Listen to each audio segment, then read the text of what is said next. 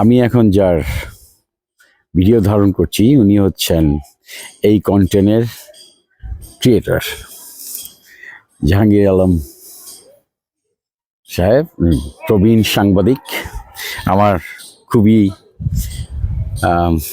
কাছের লোক। উনি মাদার্স মাইন্ড স্কুলের একটা অনুষ্ঠান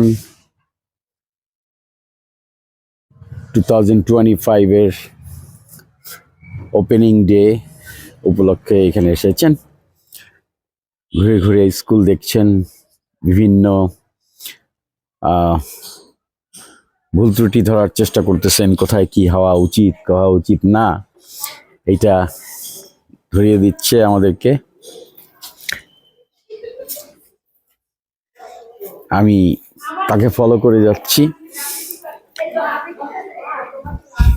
এই স্কুলের কথা বললে যার কথা অবশ্যই বলা উচিত সেটা হচ্ছে সাগরের কথা না বলে এই স্কুলের কথা বলা পরিপূর্ণতা পায় না। তো এই জন্য সাগরকে পেয়ে গেলাম আজকে। ও যারা নতুন টিচার রিক্রুট হলো, আমাদের আরও 5-7 জন টিচার যাদেরকে এদের ট্রেনিং সেশন শেষ হলো, নতুন ক্লাসের জন্য রেডি হলো তারা। কারণ প্রতি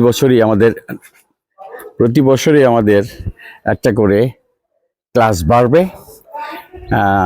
আমরা প্লে, কেজি এবং নার্সারি থেকে শুরু করেছি, এইবারই প্রিয়ন এবং 1 অ্যাড হয়েছে। তো এখন 5টা ক্লাস হয় এবছর থেকে। এটা হচ্ছে স্কুলের পরিবেশটা ঘুরে ঘুরে দেখছেন। এখানে সামনে বোধহয় একটা স্টেজের মতো করা হয়েছে, এখানে ছোটখাটো অনুষ্ঠান করার জন্য স্টেজ তৈরি হয়েছে একটা। জানি না কালকে এখানে হবে কিনা ওরিয়েন্টেশন। এই হচ্ছে মাদার্স মাইন্ড স্কুলের ইন্টেরিয়র সিচুয়েশন। জাহাঙ্গীর ভাই, আপনি কিছু বলেন আপনার এই অবজারভেশন থেকে, এই যে ঘুরে দেখলেন তাতে। হ্যাঁ, আপনার যদি কিছু বলেন। মিস্টার মহিদ হাওলাদারকে অনেক অনেক ধন্যবাদ যে তিনি একটি চমৎকার দৃষ্টিনন্দন একটি স্কুল প্রতিষ্ঠা করেছেন, যেখানে প্রাকৃতিক পরিবেশ রয়েছে, গাছপালা রয়েছে, সুন্দর খেলার মাঠ রয়েছে। এটি সত্যি মাদারীপুরের জন্য একটি গর্বের বিষয় বলা যায়। আমি যতটুকু স্কুলটি পরিদর্শন করেছি দেখলাম অত্যন্ত চমৎকারভাবে সব কিছু সাজানো গোছানো রয়েছে। আর ইনি হচ্ছেন, আসুন না আপনার সঙ্গে একটু কথা বলি। আপনি তো এই স্কুলের কি হিসেবে আছেন আমি কি জানতে পারি? আমি আসলে মোহিত ভাইয়ের একটা স্বপ্ন ছিল স্কুলটা করা, এর প্ল্যানার ছিলাম।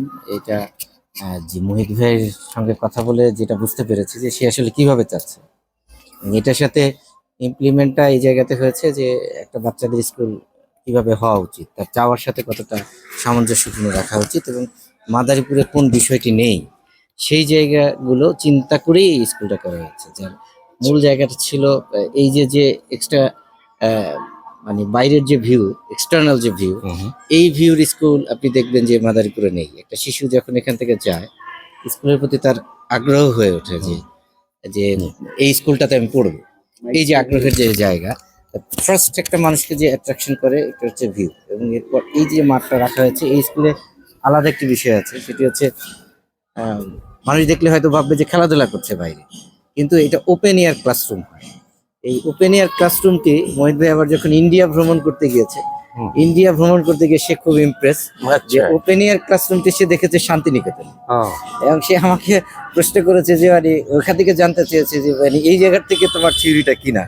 মানে থিওরিটা আমি শান্তিনিকেতনের থিওরি থেকেই আসলে করা এটা না, চিন্তা ছিল যে আমাদের যে স্লোগান স্কুলের লার্ন ফ্রম নেচার, প্রকৃতি থেকে শিক্ষা, মাদার্স মাইন্ড, একটা বাচ্চা শিশু সে শিখতে শুরু করে মায়ের গর্ভ থেকে।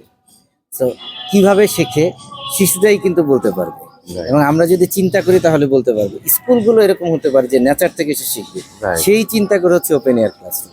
এবং ইনডোরেও কিন্তু তাদের জন্য পর্যাপ্ত যে ফ্যাসিলিটি, আধুনিক যে ফ্যাসিলিটি যেগুলো আছে সেগুলো ধীরে ধীরে ওইখানে সবকিছু যুক্ত হবে, যাতে আধুনিকতা এবং নেচার, যেটাকে আমরা অস্বীকার করতে পারবো না, কারণ মানুষ হচ্ছে হিউম্যান বিং, সে কিন্তু প্রকৃতি থেকে বেড়ে ওঠা, প্রকৃতির সাথে তার নিবিড় একটা সম্পর্ক, তাকে অনেক সহজভাবে প্রকৃতি গ্রহণ করে। আর টেকনোলজি হচ্ছে মানুষকে অনেক বেশি ফাস্ট করে দেয়, অনেক বেশি কুইক করে দেয়, যেটা সায়েন্সের সঙ্গে, বিজ্ঞানের সঙ্গে, ইনোভেশনে মানুষকে কাজে লাগে। সেই দুইটা জিনিস চিন্তা করে আসলে হ্যাঁ, মিস্টার ইমরান সাগর চমৎকারভাবে ব্যাখ্যা করেছেন এই স্কুলের প্রতিষ্ঠার আদর্শ এবং উদ্দেশ্য সবকিছুই। তো এখানে একটা জিনিস আমি আপনার কাছে জানতে চাই যে মিস্টার মহিদ হাওলাদার, যিনি একজন বিদ্যুৎসাহী ব্যক্তি, তার একক প্রচেষ্টায় মাদারীপুরে এই ধরনের একটি স্কুলের ভবিষ্যৎ কি হতে পারে? একটা স্কুলের আসলে অনেক কিছু ডিপেন্ড করে।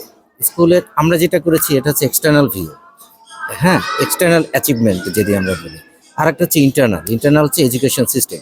এডুকেশনটা হচ্ছে এমন একটা জিনিস, আপনি যদি মার্কেটিং সেন্সে যদি এডুকেশনকে বা ইকোনমিক্সে যদি আপনি ফেলেন, এটাকে বলা হচ্ছে রেগুলার ডিমান্ড। এবং প্রত্যেকটা জিনিস শ্বাস প্রশ্বাসটা যেমন ফ্লাকচুয়েট করে, মানুষের এই যে হার্টবিট ফ্লাকচুয়েট করে, এডুকেশনে কিন্তু ফ্লাকচুয়েট করবে, কিন্তু সেই ফ্লাকচুয়েটটার ওর একটা ডিমান্ড আছে, নতুনত্ব, প্রতিনিয়ত ওকে ডেভেলপ করতে হবে, প্রতিনিয়ত ডেভেলপ করতে হবে। ইকোনমিক্সের ভাষায় গেলে এডুকেশনকে যদি ডিমান্ড ইকুয়েশনে ফেলেন, তখন বলবে যে রেগুলার ডিমান্ড। সো সময়ের সাথে তাল মিলিয়ে যদি এডুকেশন পদ্ধতি ডেভেলপ করা যায়, নিঃসন্দেহে বলা যায় যে it should be the one of the best. আচ্ছা, এটি উনি চমৎকার করে বলেছেন মিস্টার ইমরান সাগর, যে মাদারীপুরে এটি একটি দৃষ্টান্ত হতে পারে কোনো এক সময়। তো আমরা চাই এটি আরো উত্তরোত্তর সমৃদ্ধ হোক, ভালো হোক, মাদারীপুরে শিক্ষার আলো ছড়িয়ে পড়ুক আরো বেশি মাত্রায়।